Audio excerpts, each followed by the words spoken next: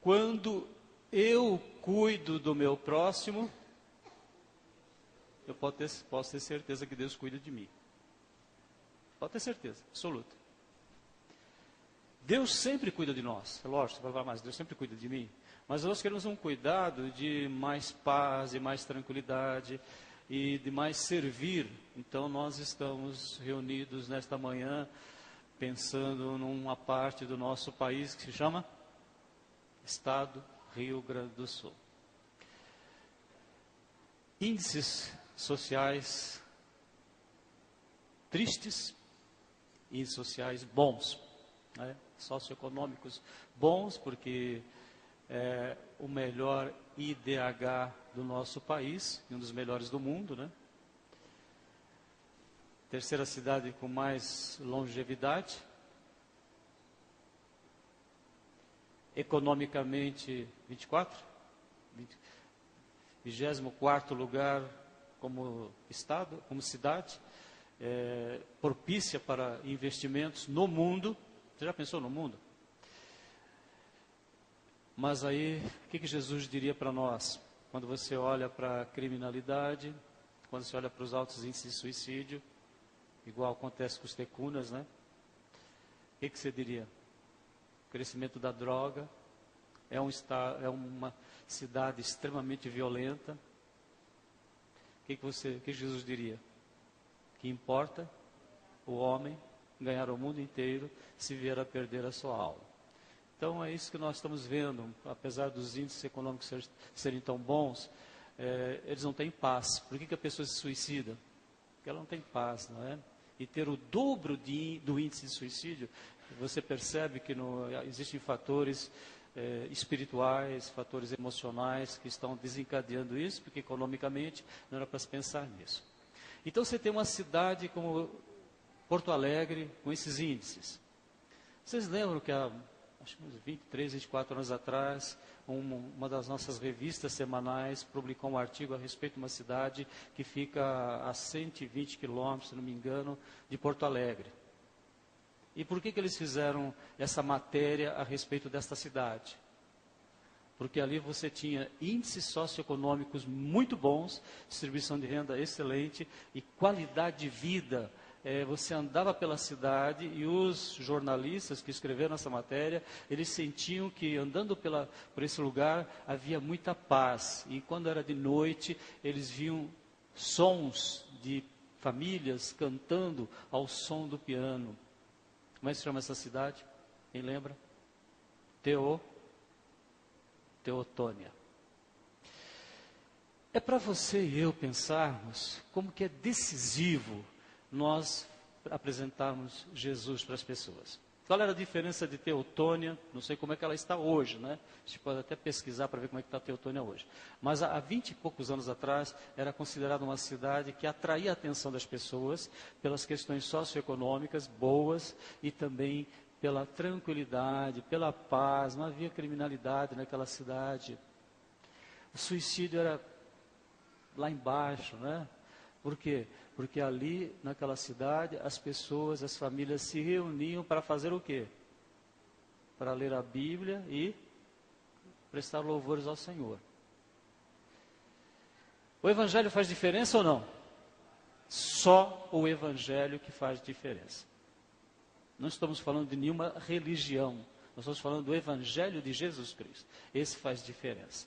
E se ele faz diferença, nada melhor do que eu entregar a minha vida para isso. Eu tenho certeza que Deus vai abençoar você, Deus vai abençoar o seu casamento, Deus vai abençoar a sua família, os seus filhos, porque nós estamos colocando em primeiro lugar o reino de Deus. Então, quando nós olhamos para o nosso país e vemos a realidade dele, um país com um potencial tão grande, né? Mas que, infelizmente, ainda não tem paz. Nós temos milhões de brasileiros, 3 milhões de brasileiros passando fome, miséria extrema. Um país que não era para acontecer isso, né? Pode ter certeza que em Teotônia não havia fome. Inclusive, um dos aspectos que ficou evidente é que a renda era mais ou menos uniforme. Não existiam pessoas ganhando muito, muito, muito, e pessoas passando fome. O pessoal trabalhava, se não me engano, no campo, e todos tinham mais ou menos o mesmo poder aquisitivo, a mesma condição socioeconômica para poder ver uma vida de qualidade, para poder adorar a Deus. Então, nós, rapidamente, nós vamos pensar como é que Deus nos caracteriza, você que é crente em Jesus Cristo. Nos órgãos públicos, algumas empresas, muitas até, você vê as pessoas uniformizadas, com crachá. Ontem o Fernando esteve no Poupa Tempo lá em Marília. Ele falou, mas que coisa bonita, todo mundo uniformizado, todo mundo com crachazinho, falando o nome e também a função. Qual que seria o nosso uniforme? Qual que seria o nosso crachá? O que vocês acham que devia ser escrito no nosso crachá como crentes em Jesus Cristo? Se você vê no livro de Ezequiel, ele diz assim que nós, talvez o nosso crachá estivesse escrito assim, sentinela. O que é uma sentinela? Vocês passam ali pelo tiro de guerra, tem uma torrinha. O que fica ali? Um dos nossos jovens ficam lá à noite, fazendo o quê? Sentinela, guarda. Então o crente, o cristão, ele é chamado de sentinela no profeta Ezequiel. Ezequiel diz que nós somos sentinelas. O que o sentinela faz? Avisa as pessoas da situação que elas estão, da perdição, estão caminhando para a droga, para a delinquência, famílias desestruturadas. Então você avisa. E a única solução é Jesus. E o profeta diz que nós somos responsáveis pela morte das pessoas que nós não avisamos. Talvez tivesse estar escrito bombeiro também, né? Porque o penúltimo livro da Bíblia diz assim, que nós temos que ter compaixão das pessoas que ainda estão na dúvida, salvando, arrebatando-os do fogo. Então, bombeiro, né? Sentinela, bombeiro. Paulo escreve aos Coríntios e diz assim que nós somos o quê? Primeiro ele diz assim que nós somos um perfume de Cristo. O que é um perfume? É algo que atinge o nosso ser e que nos dá uma sensação agradável. Então, perfume. Essa sensação agradável, ela leva as pessoas a refletirem se querem andar com Cristo ou não. Então, o perfume, quando ele é exalado, então, o nosso comportamento, a nossa atitude, o nosso interesse pelas pessoas vai fazer com que elas tenham que tomar uma decisão. Elas vão ficar com Jesus ou não querem ficar com Jesus. Porque nós somos criados com capacidade de tomar decisões. Então, o que nós somos? Sentinela, nós somos bombeiros, nós somos perfume. E ainda na mesma carta diz assim que nós somos o quê? Embaixadores. Então, embaixador é aquele que consegue viver uma vida diplomaticamente correta. Tratando bem as pessoas, perdoando, né? Falando só o que é construtivo, não falando de ninguém. É a pessoa diplomática, mas diplomática no bom sentido, no sentido correto da palavra. É uma nação ter um representante seu que vai representá-la de uma forma satisfatória em órgãos internacionais ou em outros países.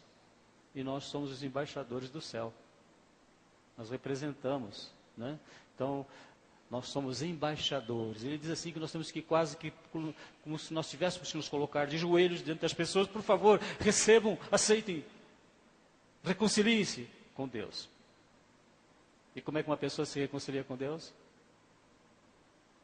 Como é que ela se reconcilia com Deus? Falando para Jesus abrir o seu coração e entrar. Não espere que a pessoa entenda isso, porque isso não dá para entender. Isso é algo feito pelo Espírito Santo.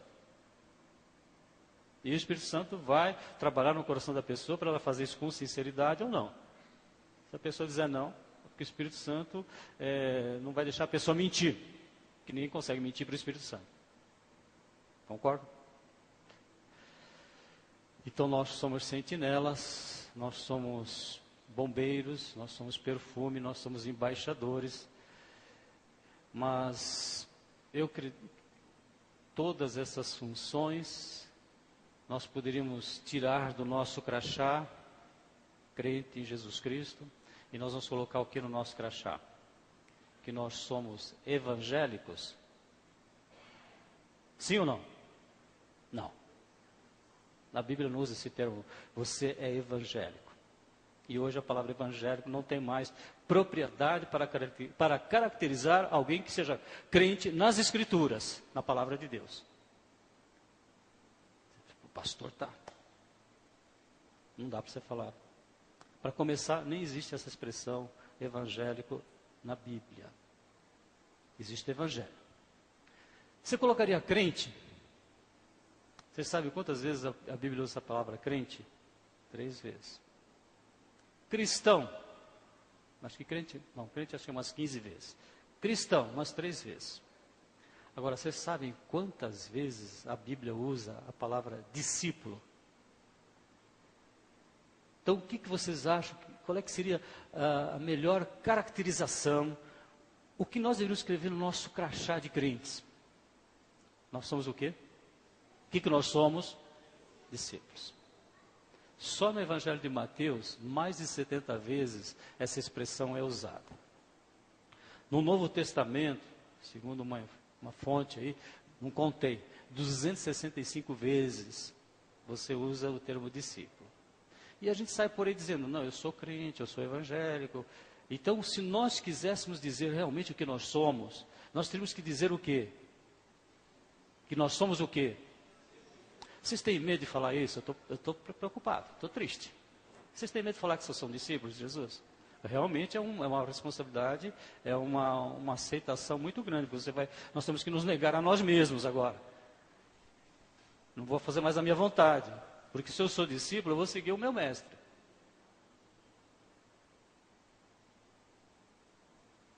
Se você entra numa mecânica para aprender a consertar carros, você tem que aprender a consertar carros com aquele mecânico lá que é o seu mestre. E você tem que consertar carro tão bem como ele. Então, o que nós somos? Discípulos com muita alegria. Você já pensou? Discípulo inclui tudo isso que a Bíblia fala. Você é crente, você é cristão, você é seguidor do Evangelho, você é bombeiro, você é embaixador, você é sentinela, você cuida das pessoas. E nós estamos precisando urgentemente. Você já pensou um estado ou uma cidade com o potencial de Porto Alegre servindo a Deus? Quantos missionários eles poderiam mandar para o resto do mundo? Porque quando uma igreja ela realmente serve a Deus, ela só tem uma missão: levar o Evangelho para outras pessoas, na família, na cidade, vizinhos, estado, Brasil e o mundo.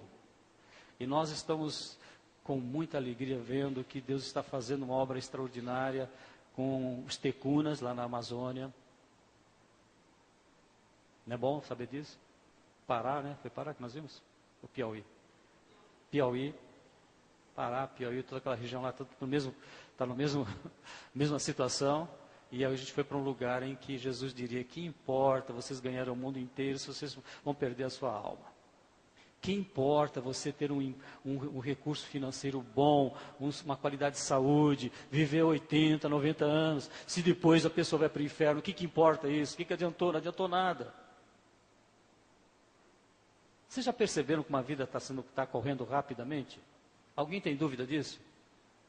Alguém tem dúvida? Nem as crianças, os adolescentes. Que antigamente a gente achava que demorava muito para passar o tempo. Todas as nossas crianças, todos os nossos adolescentes estão refletindo a respeito daquilo que Jesus diz, que nos últimos tempos, a medida do tempo seria abreviada. Nós estamos vivendo isso. Alguns físicos tentaram explicar como isso acontece, não conseguiram. Mas eles fazem alguns cálculos e dizem que o nosso dia não tem mais 16 horas, 24 horas. Estão falando de 16 horas. E parece mesmo, né? Antigamente você fazia tanta coisa e ainda ia dormir 8, 9 horas da noite. Hoje você Fica muita coisa para fazer, você vai dormir meia-noite. Verdade ou não? Verdade ou não? Você faz um montão de coisa e quando chega 10 horas, 11 horas da noite, meia-noite. No tempo de faculdade, 8 horas, 9 horas, eu estava dormindo. Levantava 8 horas e sobrava tempo. Dava para estudar. Hoje não dá tempo. Por quê? Porque nós estamos vendo o tempo sendo abreviado. Matematicamente, fisicamente, não consegue explicar por que isso acontece, mas já existem muitos físicos dizendo que o nosso dia tem 16 horas comparado com o que era lá há 40, 50 anos atrás. Então, irmãos, como é bom, né? Como é bom a gente... Eu queria que vocês refletissem nisso. Nós precisamos orar mais. Vocês viram que o clamor do pastor que está gerenciando missões nacionais, pastor Fernando Brandão, né? E os pastores que estão fazendo o trabalho lá, olha, nós precisamos orar, interceder. Fiquei com saudade do encontro das senhoras aqui nas terças-feiras, não existe mais, né? Olha que tristeza, né? O que será que nós estamos pensando da vida, né? Não dá saudade? Saber que tinha um espaçozinho aqui, que as irmãs se reuniam, podiam convidar alguém. Mesmo que não é para estudar a Bíblia, mas para estar junto, né? E quando você está junto, você está praticando a Bíblia. Vocês sabiam disso? Os nossos reuniões de oração, dá tristeza às vezes pensar que o povo não se mobiliza para orar. Na terça-feira, no hospital de Mirandópolis, existe uma reunião de oração, e graças a Deus, 7, 8 pessoas estão indo assim. Até médico está indo. Na quarta-feira, nós temos uma reunião de oração na saúde mental de Andradina, e uma menina lá, uma das agências, vai se batizar agora esses dias. Irmãos, oração, às vezes eu tenho que caçar. Vamos lá, tem que caçar. Agora vai ter oração e vamos fazer. Irmão, acabou. Ah, mas é um órgão público. Não interessa. Se um dia me proibirem, eu não vou fazer. Mas enquanto não proibirem, nós vamos fazer. Porque eu tenho que respeitar as autoridades, né? Mas foi exatamente o contrário. Pediram para fazer, não fui eu. Vieram pedir, está muito complicado aqui, vamos fazer uma oração, vamos. E já faz 7, 8, 10 anos que essa reunião está. E essa semana, uma das funcionárias falou, doutor, vou me batizar. Mas, glória a Deus por isso. Pessoa extremamente católica, está enfrentando uma luta muito grande com a mãe, que é catolicista, daquelas católicas que não quer, acha que está mudando de religião. Não está mudando de religião, irmãos. Não existe, religião não salva ninguém. Se a religião salvasse, o Brasil seria um país maravilha. O que salva é Jesus. O que salva é crer em Jesus. E religião não são atividades espirituais, são atividades sociais, segundo o que Tiago fala. Devido ao seu encontro espiritual, você cuida dos órfãos e das viúvas e não se contamina com o mundo. Isso que é religião. A pessoa pensa que religião é uma igreja, fazer parte de um grupo. Não, isso aí, Tiago, o que ele fala que é a verdadeira religião? Cuidar dos órfãos, das viúvas e não se contaminar com as influências desse mundo. Então é uma coisa social, uma coisa... Claro que o social não funciona se não houver espiritual. Então, irmãos, vamos orar para Deus. Olha, nós fizemos uma oração. O irmão Sebastião comandou a nossa oração. Senhor, nós queremos ser o quê? O que nós queremos de Deus? Rogar que Ele mande mais ceifeiros. E queremos ser discípulos. Olha, irmãos, quando todo crente se conscientizar que ele quer ser um discípulo, ele é um discípulo, mas ele quer ser um discípulo melhor, nós já somos discípulos. Bons ou maus, já somos. Eficientes ou não, já somos. Mas nós somos discípulos, nós queremos ser melhores do que discípulos. O mundo vai se revolucionar. Vocês vão ver pessoas se convertendo lá no sul. Nós vamos participar, nós vamos orar mais juntos. Todo dia, meio-dia, o povo de Deus Batista está se unindo para unir ao meio-dia. Então, se vocês lembrarem, coloque no despertador, coloque no celular, coloque em algum lugar para você ser avisado que você vai orar nesse horário pelo Brasil.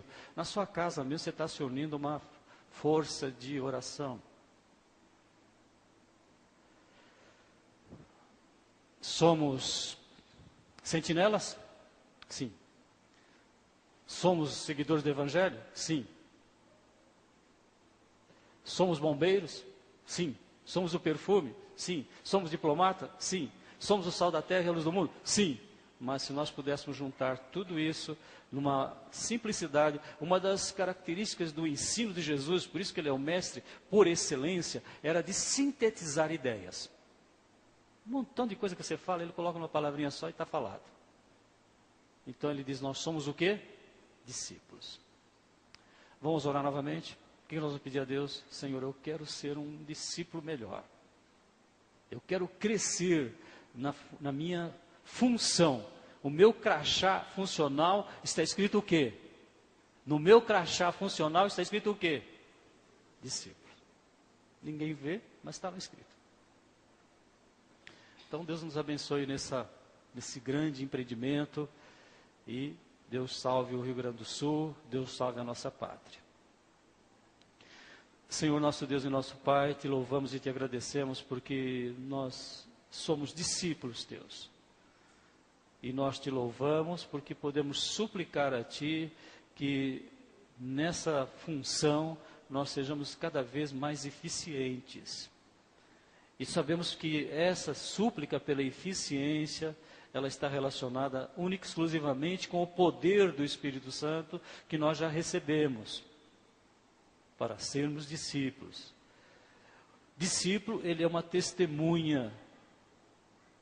Ele está vivendo a vida de Jesus, agora salvando pessoas, reconciliando vidas, tirando pessoas da ilusão que este mundo nos oferece e colocando vidas na perspectiva e na realidade da eternidade. Te louvamos e te agradecemos porque podemos suplicar que a nossa igreja, que o teu povo no Brasil, que se chama pelo teu nome, possa estar orando, intercedendo para sermos discípulos. Discípulos com toda a eficiência que o Espírito Santo pode fazer com cada um de nós. Nós oramos, agradecemos, em nome de Jesus. Amém.